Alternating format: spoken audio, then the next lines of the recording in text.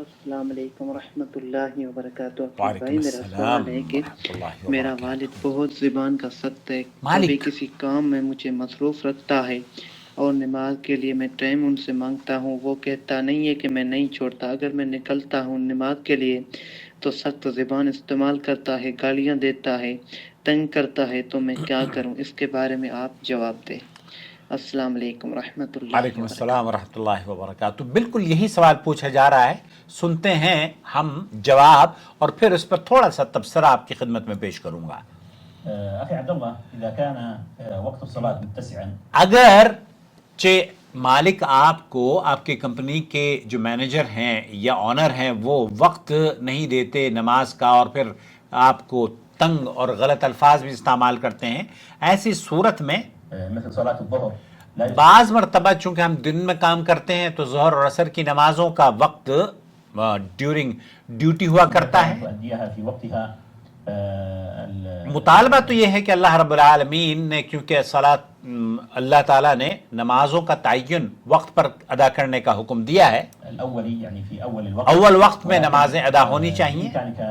أن تؤديها بعد ما تفرغ من العمل بہت سی نمازیں ایسی ہیں جن کو جمع تقدیم بھی کیا جا سکتا ہے اور جمع تاخیر بھی کی جا سکتی ہے، اور بہت سی نمازیں ایسی ہیں جن کے لیے آپ کو وقت پر تھوڑی سی چھوٹ آپ کو مل سکتی ہے کہ آپ ایک نماز کا وقت داخل ہوا ظہر کا اور وہ 2-2:30 بجے تک یا 3 بجے تک رہتا ہے، تو ایسی صورت میں آپ کو کیا کرنا چاہیے؟ تو شیخ فرما رہے ہیں مثلا أن وقت الظهر يؤذن الساعة وقت ظہر ہمارے ہاں 12 بجے شروع ہو جاتا ہے اور 12 بجے کے بعد تقریباً 3 بجے تو عصر کی یا 3:30 بجے عصر کی نماز ہوتی ہے، تو 2:30 بجے تک اگر آپ کو ظہر کی نماز ادا کرنے کا وقت مل جاتا ہے اور 2:30 بجے آپ کی چھٹی ہو جاتی ہے تو یہ تو بہت اچھی بات ہے۔ پھر ایسی صورت میں آپ اپنی نماز کو تھوڑا سا تاخیر سے، کیونکہ یہ عذر ہے اور اس عذر کی بنا پر آپ نماز کو تھوڑا سا تاخیر سے پڑھ سکتے ہیں۔ والعصر يؤذن في 3:30 چونکہ عصر 3-3:30 بجے ہمارے ہاں تو 3-3:30 بجے مساجد میں پڑھی جاتی ہیں، احناف کے ہاں تو مغرب تک اس کو کھینچ کے مغرب کے وقت نماز ادا کرتے ہیں۔ تقريبا مثل هذه الأيام وأنتم تخرجون من هذا العمل في الساعة جب کہ آپ اذان سے یا ظہر کے بعد عصر سے پہلے اگر آپ کی چھٹی ہو رہی، کیونکہ آپ نے یہ نہیں ذکر کیا کس نماز کا تذکرہ آپ کر رہے ہیں، آپ نے یہ بھی نہیں بتایا کہ آپ کی ڈیوٹی آورز کیا ہیں، الثانية أو 2:30 فإن أمامك متسع۔ اس کا مطلب یہ ہے کہ اگر آپ ظہر کی نماز ایسے وقت میں ڈیوٹی پر نہیں پڑھ پا رہے ہیں لیکن اس کا وقت ختم ہونے سے پہلے آپ کو اگر چھٹی مل رہی ہے تب آپ اس کو چھٹی کے وقت میں پڑھ لیں۔ يعني إذا منعوك من أداء صلاة الظهر في أول وقتها اگر آپ کو منع کیا گیا ہے کہ آپ اول وقت میں نماز ظہر نہ ادا کریں تو اس کو آخر وقت تک پڑھ سکتے ہیں، أن تؤديها بعد ما تخرج من هذا العمل هذا جبکہ آپ چھٹی آپ کو مل جائے تو اس وقت آپ پڑھ لیجئے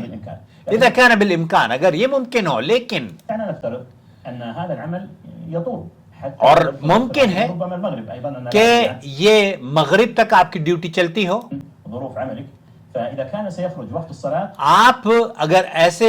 آفس میں کام کر رہے ہیں کہ جو وقت پر نماز ادا کرنے کا آپ کو موقع ہی نہیں دیتا، هم يمنعونك من أداء الصلاة في وقتها فلا يجوز لك أن تجلس پھر تو اس کام میں کوئی خیر ہی نہیں نا، پھر اس کام میں کہاں خیر ہے؟ اور اللہ تعالیٰ تو قرآن کریم میں یہ فرماتا ہے، اعوذ باللہ من الشیطان الرجیم، رجال لا تلہیہم تجارت ولا بیع عن ذکر اللہ واقام الصلاة وایتاء الزکاة یخافون یوما تتقلب فیہ القلوب والابصار لیجزیہم اللہ احسن ما عملوا ویزیدہم من فضلہ واللہ یرزق من یشاء بغیر حساب۔ تو اللہ تعالیٰ قرآن کریم میں یہ فرماتا ہے سورہ النور آیت نمبر 37 اور 38 میں کہ ایسے لوگ جنہیں تجارت اور خرید و فروخت اللہ کے ذکر سے اور نماز قائم کرنے اور زکوٰۃ ادا کرنے سے غافل نہیں کرتی، وہ اس دن سے ڈرتے ہیں جس دن بہت سے دل اور آنکھیں الٹ پلٹ ہو جائیں گی، اس ارادے سے کہ اللہ تعالیٰ انہیں ان کے اعمال کا بہترین بدلہ عطا فرمائے، بلکہ اللہ اپنے فضل سے کچھ اور زیادہ عطا فرمائے۔ اللہ تعالیٰ جسے چاہے بغیر حساب کے روزیاں عطا فرماتا ہے۔ دوستو، بھائی اور بہنوں، چنانچہ آپ کو چاہیے کہ اپنے کام کاج کے اوقات کو تھوڑا سا منظم کر لیں، اور اگر منظم ہونے کے باوجود بھی آپ پر سختیاں ہیں، آپ کے ڈیوٹی کے جو مینیجر ہیں یا مالکان ہیں جو آپ بتا رہے ہیں کہ آپ کے مالک اجازت نہیں دیتے، تو ایسی صورت میں اگر یہ کنڈیشن آپ کے پاس ہے تو پھر اس کام میں کوئی خیر نہیں ہے۔ کیوں؟ کیونکہ اللہ تعالیٰ نے، اللہ رب العالمین قرآن کریم میں فرماتا ہے، دیکھیے بہت خوبصورت آیا ہے، وَأْمُرْ أَهْلَكَ بِالصَّلَاةِ وَاسْتَبِرْ عَلَيْهَا لَا نَسْأَلُكَ رِزْقًا نَحْنُ نَرْزُقُكَ وَالْعَاقِبَةُ لِلتَّقْوَىٰ۔ تو اللہ رب العالمین تو آپ کو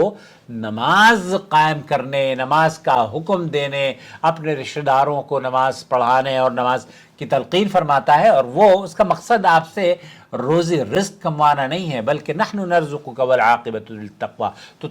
رزق دینا تو اللہ رب العالمین کا کام ہے۔ رزق تو اللہ تعالیٰ جیسے سورہ نور میں فرماتا ہے نا، وہ تو بے حساب دیتا ہے۔ تو ایسی صورت میں اگر آپ اپنے وقت کو منظم کر لیں تو ممکن ہے کہ آپ اس مسئلے کا حل تلاش کر لیں۔ یہ بھی ممکن ہے کہ آپ دو نمازوں کو جمع تقدیم اور تاخیر سے پڑھ لیں، یہ بھی ایک طریقہ ہو سکتا ہے۔ لیکن اگر وہ آپ کو نماز ہی نہیں پڑھنے دیتے تو کل کو یہ کہہ دیں گے کہ جناب آپ تو توحید نہ جانے کون کون سی پابندی آپ پر عائد کر سکتے ہیں۔ تو اس لیے اگر اس میں کام میں کوئی خیر نہیں ہے، ایسی جگہ پر کام کرنے میں جو کہ اسلام کے جو فرائض ہیں انہیں ہی ادا کرنے سے روکتا ہو، تو ایسی صورت میں آپ کو چاہیے کہ صبر سے کام لیں اور بہتر عمل تلاش کر لیں، بہتر کام تلاش کر لیں، اور اللہ تعالیٰ تقوی اور پرہیزگاری اختیار کریں۔ اور جب آپ تقوی اور پرہیزگاری اختیار کریں گے، اللہ رب العالمین آپ کے لیے رزق میں وسعت، برکت اور بہتر رزق